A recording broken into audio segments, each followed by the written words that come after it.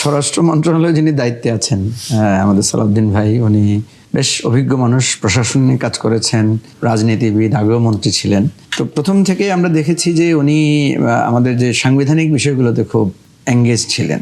রাজনৈতিক সমঝোতার আমরা যে আলোচনাটা করেছিলাম যে আপনার ঐকমত্য কমিশন, সেখানে উনি লিড করেছেন বিএনপি, এবং আমরা দেখেছি বিএনপি দলের মোটামুটি সেক্রেটারি জেনারেলের প্যারালালে উনি খুব ইম্পর্টেন্ট রোল প্লে করছেন। অতীতে আমরা দেখি যে সরকারের মধ্যে যিনি সবচেয়ে গুরুত্বপূর্ণ ভূমিকায় থাকেন উনি সাধারণত এলজিআরডি মিনিস্ট্রিতে থাকেন। তো এলজিআরডি তো অ্যাকর্ডিংলি আমরা দেখলাম যে মহাসচিবকে দেওয়া হয়েছে, ভেরি গুড, কোনো অসুবিধা নাই।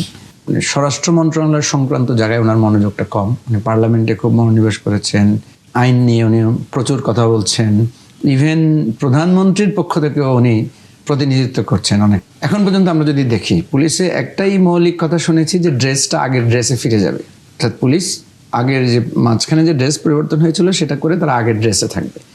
এছাড়া আর খুব বড় ধরনের কিছু নাই। কিছু পুলিশ অফিসারকে ইতিমধ্যে বাদ দেওয়া হয়েছে, কাউকে মানে বলা যায় রিটায়ারমেন্ট দেওয়া হয়েছে, আর্লি রিটায়ারমেন্ট দেওয়া হয়েছে, বা হয়তো 25 বছর পার হওয়ার পর দেওয়া হয়েছে।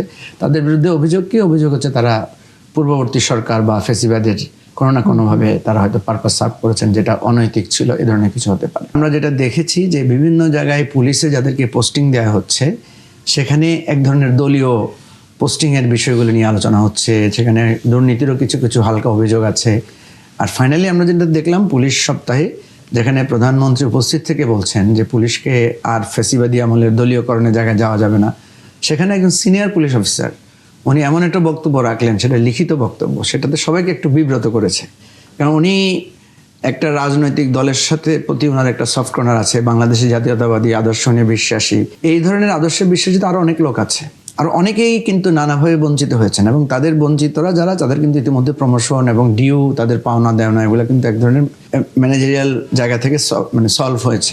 এখন এরকম যদি ধরেন আরো নিচের দিকে পুলিশ অফিসাররা আছে, সবাই যদি তাদের অফিসিয়াল কোনো বক্তব্যে গিয়ে সবাই যদি কোনটা হচ্ছে, আমার কাছে মনে হচ্ছে যে পুলিশ আগে যেভাবে ছিল, যে যেই দলে আসে পুলিশ তার, এই একটা পারসেপশন তৈরি হয়েছে। এটা সালাউদ্দিন ভাইয়ের একটা ফেলিউর।